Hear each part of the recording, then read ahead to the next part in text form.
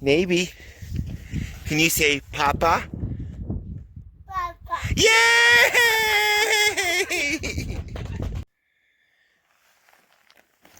Hey, buddy.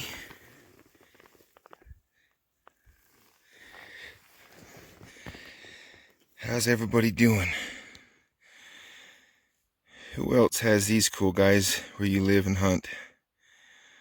These horned toads, horny toads, whatever you want to call them. Always been my favorite because they're so chill. They're always very docile. I've never had one bite me or try. This one's probably, I don't know. Anyway, they are considered to be good luck by a lot of people, including me.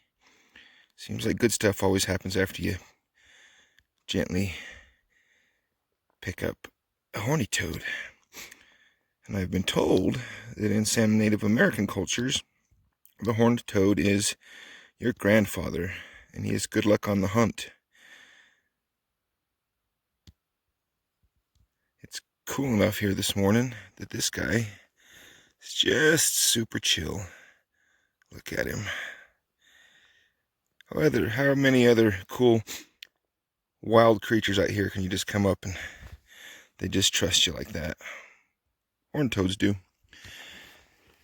Anyway, we are out here trying to find some sheds. It is about dang time. I think I'll do a little bit in this video, maybe a couple clips of just some of the stuff that I've been doing. I don't know if you can notice this, but I'm limping. So the funny thing is, when I was hiking 40, 50 miles a weekend, I had no troubles, and as soon as I took some time off, my knees started having a lot of pain. So I'm out here trying to hike this thing loose. And I've just been busy. Man, we put in the well, put in that storage container, put in a whole home generator, and just everything else. I don't know about you guys, but my wife is convinced that things are going to get worse and we need to be prepared. So we have been acting accordingly, trying to make sure that everybody that will be in charge of taking care of will be taken care of. Are you guys doing anything?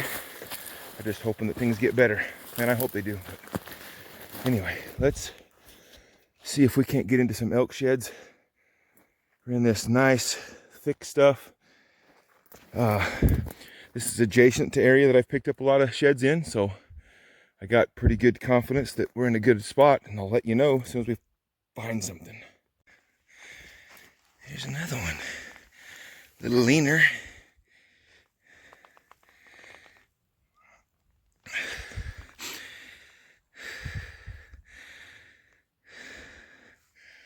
That's interesting. Got a little bit of rain last night, and it's got these, I don't know if it's the cool that's got them kind of hanging out, or the rain that's got them out hunting. But these things are just cool dudes. Hey, what do you say? You gonna help me find some sheds today? All right, I'm gonna turn you loose. Good hunting, buddy.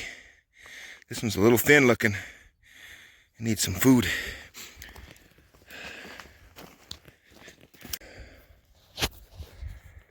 Holy cow. I've spent the last 3 hours some of the nastiest cliff climbing I've ever done. Got too sketchy twice and had to come all the way back down and then go try another spot. Finally got up onto this finger right here, and I'm just starting to get back to where I can drop off. And I finally got an antler over here, and it looks like a good one. Let's go check it out.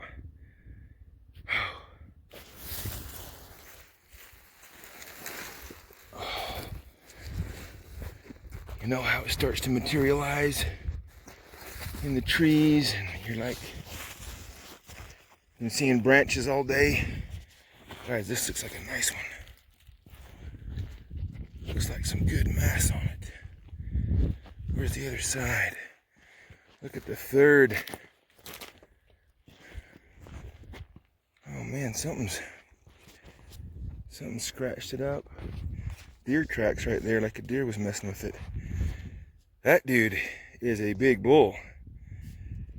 Missing a little bit off that first chewed on, but look how far back that beam goes back there. Let me look real quick and see if we can't find the other side, and then I'll come back and pick this up. Oh, wow, that's a good one. All right, it's taking some circling. Let me show you here. So there's the first antler. The edge of it, you can see my pack right there next to it, kinda. That's my pack right there. That's the first antler. And look, I've just circled back here below it. It's got to be the other side. Guys, this is a good bull. This is a dandy set. Yeah. Holy cow. It's been here a while. It's starting to chalk and tips are starting to rot off. But look at that. Even that one's got deer. You see how there's just deer tracks? It's the deer that are coming up and nibbling on that. Yeah, this is actually a side-by-side set. The first one is, where's the first? Oh, right there, look. So there's the first one. That's it next to the tree. That's it. It's kind of hard to tell, it's not a branch. And then here, just this far away. Let me put these together and show you what a nice bull this is.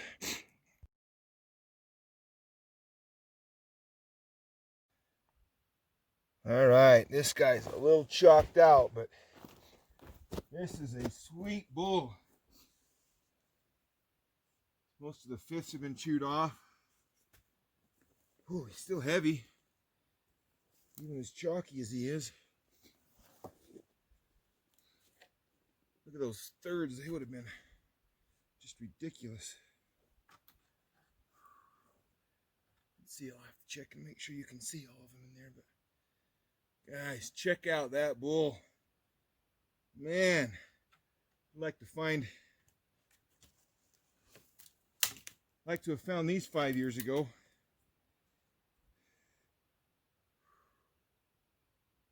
Look at that. That bull's heavy. Heavier than he looks. That's going to be 25 to 27 pounds for the set, I bet. Shame about it being that old, but man, not complaining to hike what I've been hiking. This is definitely what I came in here for. Let's go find some more.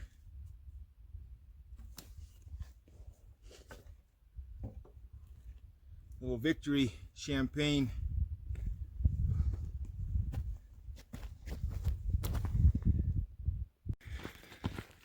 All right, making it back. This will be the first good set of elk sheds to go in the new truck.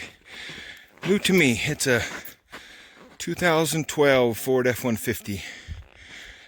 Another Tundra. Wasn't in the budget with the things that I wanted to get. I was trying to be very careful to stay in a budget, but I've really liked this truck so far. And see if it is as reliable as the Tundra was. All right, for the end of this video, I just wanted to kind of go over a few of the things that I've been doing. Why I haven't been shed hunting that much. Everybody thinks it's because of the heat. I shed hunt through the heat every year. Got dust on my phone. It's not the heat, just been busy. So I've shown you some snippets. We brought in this shipping container. It's a 40-foot shipping container. I'll throw some details in here just so that, you know, if you guys have any interest. Why did we get this shipping container right here? Well, right here we have in this shipping container right now 1/2 of a 2-year supply of food for the horses in pellet form. Lana was worried about making sure we could take care of the horses if, you know, things get bad or worse. So we have that half full right now. When it's full, it will be 2 full years worth of feed for the horses. There's one. I just realized I said I was going to give details. So that right there, that shipping container was about $3,700 brought in. We did that for several reasons. To build something about that size, you could probably do it a little cheaper, but this is movable. We could relocate it if we wanted to. If you guys notice, there's a hole back there in that part of the yard. The tack shed that used to be there is now here. We have increased the number of chickens we're running to about 35. So that whole tack shed's now the chicken coop. You can see this is the chicken area. Lana's a little bit of a garden. A few of our little banties in this corner. We do have 2 roosters, just in case we want to start raising chickens. Probably too late this year to start doing that, but we have, in this area, we have our fruit trees and 35 freeloading chickens. Right now we're only getting, because it's traumatic, so we moved this chicken coop, this smaller chicken coop here, out to there, and put this one in, and it's taken them a couple weeks. They're just now getting to where they can go into there at night. It takes them a little while, it shakes them up, and chickens are easily bothered, and they'll quit laying if they get bothered. They're just kind of getting back into the swing of things. This is our newest bunch of chickens. Just picked up this group. You can see how they're hanging together, and they're not really used to the other chickens.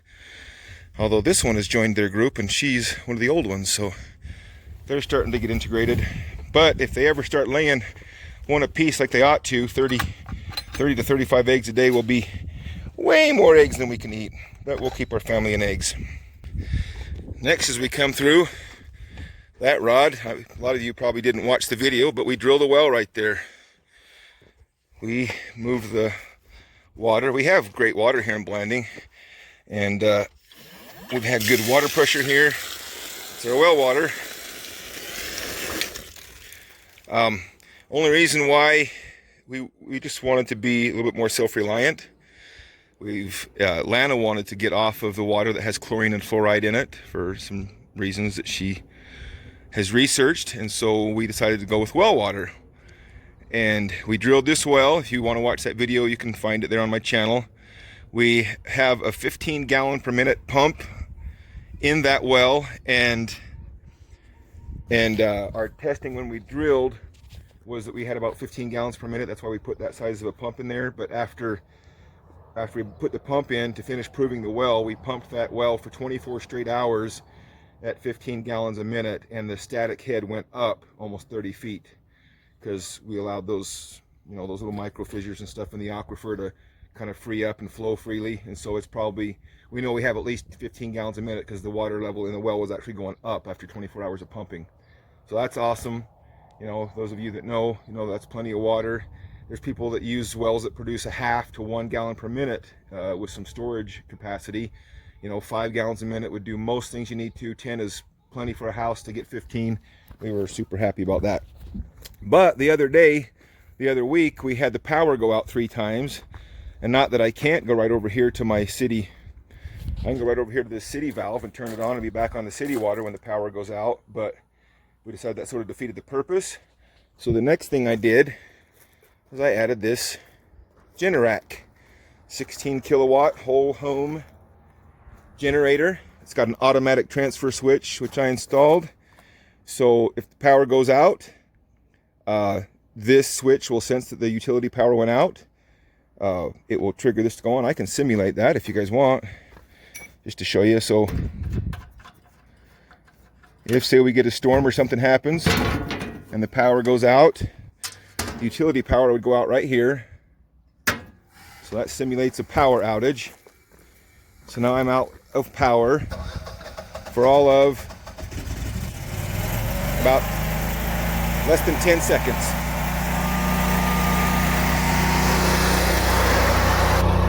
Now the power comes back on. You heard the ATS kick out.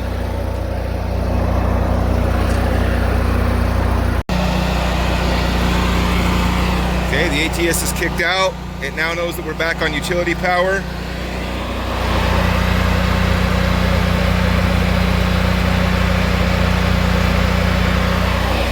The house is actually switched back on automatically. The generator will just run for about 30 more seconds to cool down, make sure everything's good, make sure the power's not going to kick back off again. And then without me having to do anything, we should always have powered. It's enough to run the HVAC system, enough to run the well. My shop is hooked to it, so we will have power.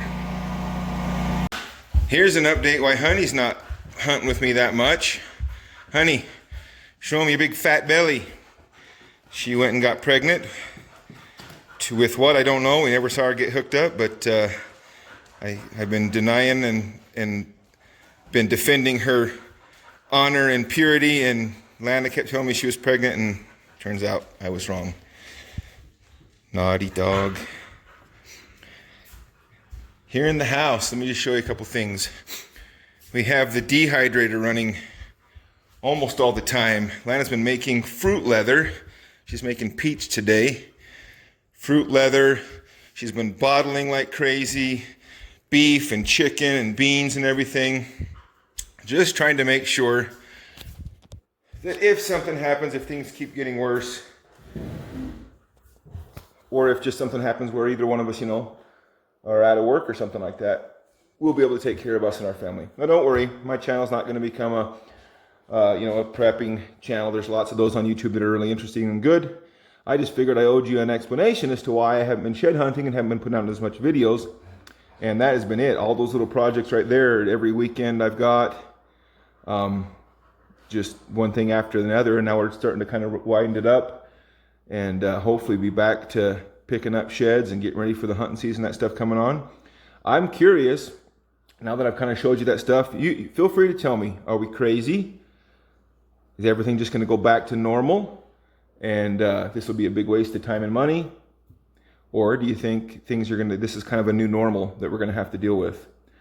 I'll give you my honest truth. I don't think you can put the genie back in the bottle. I don't think you can put toothpaste back in the tube.